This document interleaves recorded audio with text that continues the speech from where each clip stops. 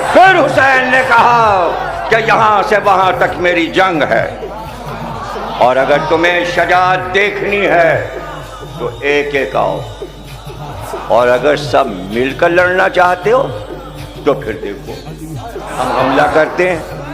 اور پھر حملہ کیا، میسرے کو میمنے پہ الٹا، اور میمنے میسرے کو قلب لشکر پہ الٹا، اور سب ایک دوسرے پر گرتے چلے گئے، یہاں تک کہ دارالعمارہ کی دیوار سے لشکر کوفے تک تھا، پیچھے کی صفیں قلعے سے سر ٹکرائے۔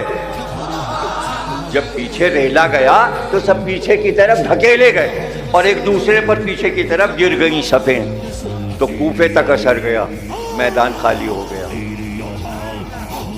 اور پھر حسین پورے میدان کو لے گئے اور پھر دوسرے حملے کی تیاری کرتے۔ اور جب وہ پہلوان جو حضرت عباس کے لیے لائے گئے، بڑے بڑے پہلوان، یہ کیوں لائے گئے تھے؟ انہیں پہلے سے پتا تھا کہ شجاعوں سے سابقہ ہے، جو بھاگ گیا وہ بھاگ گیا، پیچھا نہیں کیا حسین نے، جو ڈٹ گیا سر اڑ گیا،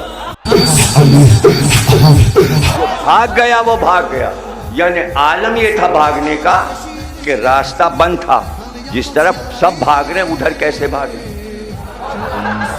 ٹھیک ہے نا، جدھر گھس رہے تھے۔